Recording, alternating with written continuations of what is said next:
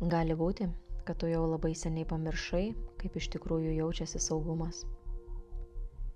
Gali būti, kad tavo kūnas priprato kontroliuoti, priprato viską numatyti, viską planuoti, viską tempti ir visą laiką būti pasiruošus.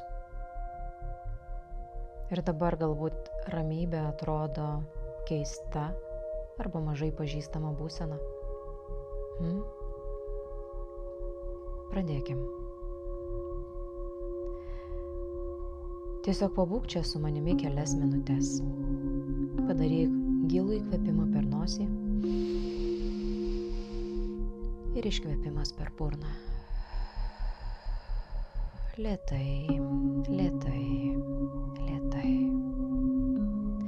Ir dar kartą. Lėtas įkvėpimas per nosį ir iškvėpimas per burną. Labai ilgas ir lėtas iškvėpimas. Ir kol tu klausaisi mano balso, noriu, kad pirmą kartą šiandien savęs paklaustum. Ne tuos įprastus klausimus, ką dar turiu padaryti dėl kitų, ko dar nebaigiau padaryti, ko nespėjau. O paklausk savęs, kaip aš iš tikrųjų jaučiuosi. Nes tiesa tokia, kad daugybė žmonių šiandien tiesiog nebegyvena. Negyvena. Pažiūrėk į žmonių pilkus veidus, nukarusias šypsenas, pakeltusias akis. Jie tiesiog išgyvena. Jų kūnas nuolat įsitempęs, mintys kažkur tai skuba ir niekad nesustoja. Net miegoti sudėtinga. Aš jau nekalbu apie tai, kad nėra jokio pasitenkinimo poilsio. Nes pasiekę rezultatų žmonės, jie vis tiek nejaučia ramybę. Ir galbūt tu esi vienas iš jų. Galbūt tu taip ilgai buvai stiprus, kad iš tikrųjų nei žinai, nei pažįsti saugumo jausmą. Tavo kūnas greičiausiai jau tiesiog nebežino, kaip paleisti kontrolę ir galbūt net dabar, kai tu klausaisi šito įrašo, kažkur viduje vis tiek jautiesi įsitempęs, lyg tai pasiruošęs kovoti. Kovoti už santykius, kovoti už finansinį išgyvenimą, kovoti už savo teisybę, už savo poreikius, kovoti už teisę, kad būtų tiesiog lengviau gyventi. Ir aš noriu, kad tu išgirstum vieną dalyką. Įsiklausyk. Kai žmogus per ilgai gyvena išgyvenimo režime, kūnas pradeda tikėti, kad ramybė yra pavojinga.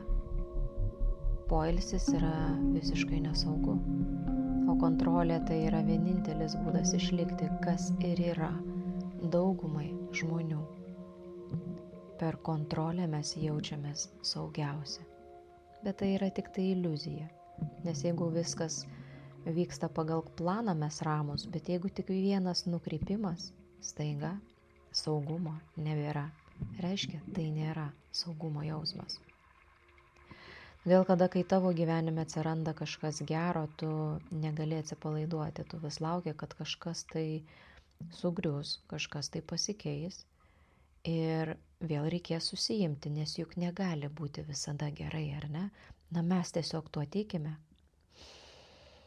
Ir dabar tiesiog, kai mes įpusėjome, noriu tavęs paprašyti, kad tu labai atidžiai tiesiog stebėtum savo būsenas ir jeigu tau šiuo metu kyla ašaros, spazmai, dar didesnė įtampa kūne manęs besiklausant, tiesiog uždėk vieną ranką ant krūtinės ir kitą ant pilvo ir tiesiog giliai kvėpuok. Tas nuolatinis laukimas, jis taip vargina, labai. Todėl dabar noriu, kad tu tiesiog padarytum tai, ką aš tavęs prašiau ir uždėtum ranką ant krūtinės ir ant pilvo. Ir tiesiog nieko nedaryk, tik stebėk, kiek yra pavargęs tavo kūnas, ką jisai jaučia, kiek daug jis laikė iki šiol, kiek daug jis nešė vienas, net tu nepastebėjai. Kiek daug kartų šitas kūnas tyliai išgyveno dalykus, apie kuriuos niekas net nežino.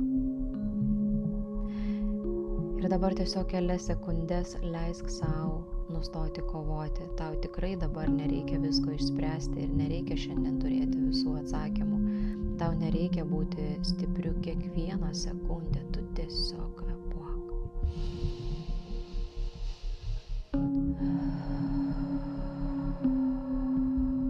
Ir dar kartą gilus įkvėpimas į krūtinę, giliai, kiek tik tai eina įkvėpimas ir paleisk, atokvėpi per burną. Leisk savo pečiams truputėlį atsipalaiduoti ir žandikauliui suminkštėti. Leisk savo kūnui bent truputėlį suprasti, kad šią akimirką tu esi saugus, nepaisant nieko. Ir galbūt pirmą kartą po ilgo laiko tu gali tiesiog leisti gyvenimui truputėlį palaikyti tave. Nes juk tikras pokytis žmoguje neatsiranda tada, kai jisai save dar labiau spaudžia. Iš to atsiranda tik dar daugiau spaudimo ir įtampos. Pokytis gali atsirasti pas žmogų tada, kada jisai pagaliau pasijaučia pakankamai saugus keistis. Ir jeigu kažkas šitame įraše tave palietė ir tavo viduje kažkas sujudėjo, o Dieve, tai apie mane. Reiškia, tavo sistema jau pasiruošusi kitam etapui. Reiškia, kad tu jau pasiruošęs išeiti iš senų programų, paleisti išlikimo režimą, perrašyti savo asmenybę ir pradėti kurti gyvenimą iš visiškai kitos vidinės būsenos. Nes tavo naujas gyvenimas prasideda juk ne pačioje išorėje, ne tavo aplinka turi pasikeisti, kad tu keistumeisi. Juk tu prasidedi tada tą akimirką, kai tavo kūnas pagaliau patiki, kad nebereikia su viskuo nuolatos kovoti. Ir galbūt būtent šiandien tai yra tas momentas, kada tai jau prasidėjo. Šis įrašas yra skirtas tau, jeigu tavo viduje įvyko judėjimas. Vadinasi, tu pasiruošęs pokyčiui. Ir būtent todėl aš sukūriau kvantinio šuolio programą, tam, kad tau padėti iš senų ciklų išeiti kuo paprasčiau ir pradėti gyvenimą kurti iš visiškai kitos vidinės būsenos.